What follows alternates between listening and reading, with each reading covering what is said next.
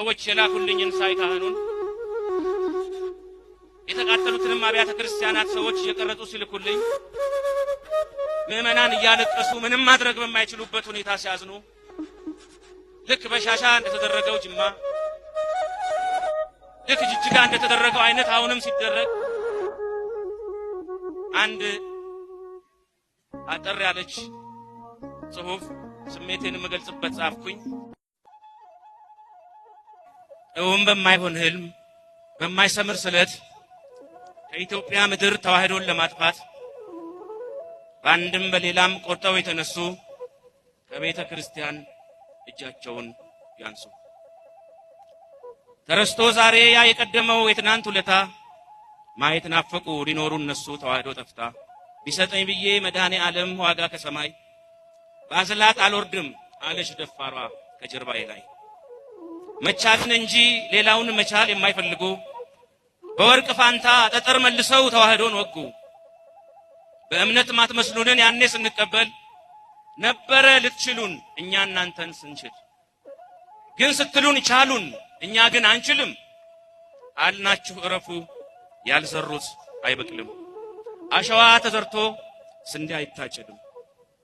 የተቻለ ሰው እንዴት አይችልም የቻለውን ሰው? ለራስ ለመኖር ሌላውን አትኖር ማለት ምንድነው? ስለምንድነው የምንቀመጥ ዝምታን መርጠን የሚሆነውን በጆሮ ሰምተን ባይናችን ካየን? በአሕዛብ ሰይፍ የልጆቿ ደም እየፈሰሰ በአራቱም ማዕዘን ደብርና ገዳም እየፈረሰ ሁሉም ዘምቶባት በሚታይና በማይታይ እጅ እየተዘጋ በአራቱም ማዕዘን የተዋህዶ ደጅ ቆመ ሲያጠፋት የተዋህዶ ጥፋቷን አትይ። ታገል እንዳቅምህ ከደም እንባ ጋር በርትተህ ጸልይ። በምትችለው ታገል እንዳቅምህ በያለህበት። እንደ ዘመኑ ስለሚለያይ ሰማዕትነት ሀብትና ስልጣን ጊዜና ዝና ቢሰጥህ ጥበብ ኑር ለማተብህ ተዋህዶን አስብ። አስፋላት ርስቷን የትናንቱንም ርስት አስከብር። በላይ ነውና የመልካም ሥራ ስም ከመቃብር። ይታወጅ አዋጅ የተዋህዶ ልጆች የሚል ተነሱ። ወራሾች ቀድመው በእኛው ምድር ላይ እኛን ሳይወርሱ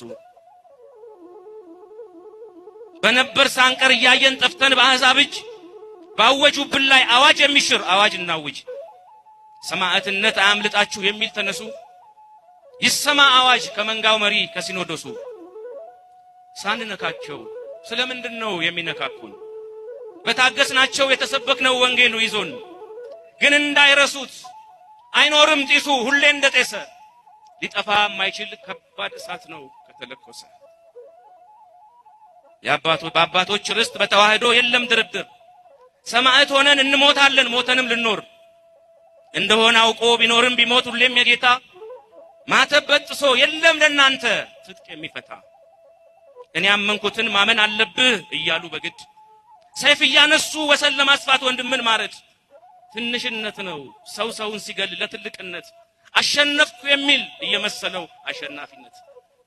ለእያንዳንዱ ሰው የተከፈለን የደሙን ዋጋ ውድ መሆኑን ልቡ ሸፍቶ ሰው ከዘነጋ ውዱን አርክሶ ርካሹን ውድ ስላደረገው ድል ይደረጋል ድል ያደረገ እየመሰለው። ተዋህዶና ኢትዮጵያ የማይለያዩ ናቸው እስከ ምጽአት አብረው የሚቆዩ።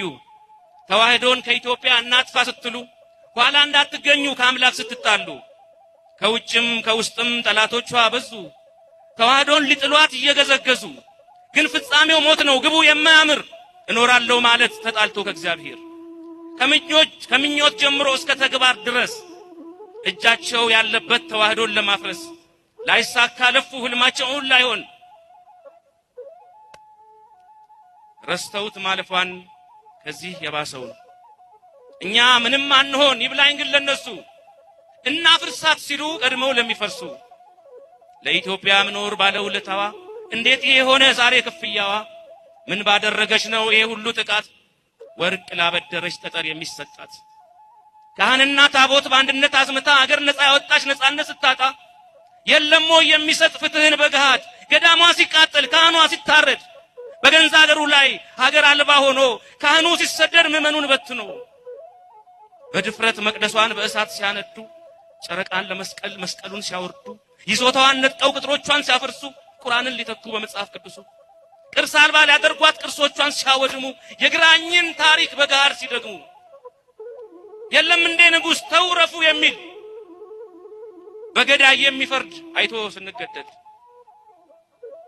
ጊዜ ያገኘ ሁሉ ጥቃት ከፈጸመ የግራኝን ታሪክ ዛሬ ከደገመ ዝምታው ምንድነው በሉ እንጂ ተነሱ እኛ ጋር እኮ ያለው ይበልጣል ከነሱ እኛ ብንኖር ኖሮ ይህን ያደረግነው የሚታወጀው አዋጅ ይሄኔ ብዙ ነው ዳሩ ጌታችንም ራሱ በፈጠራት በሰጠን ምድር ላይ እንድንኖርባት ለሰዎች ሰው ሊሆን በምድር ላይ ሳለ በሰጠን መሬት ላይ አትኖርም ተባለ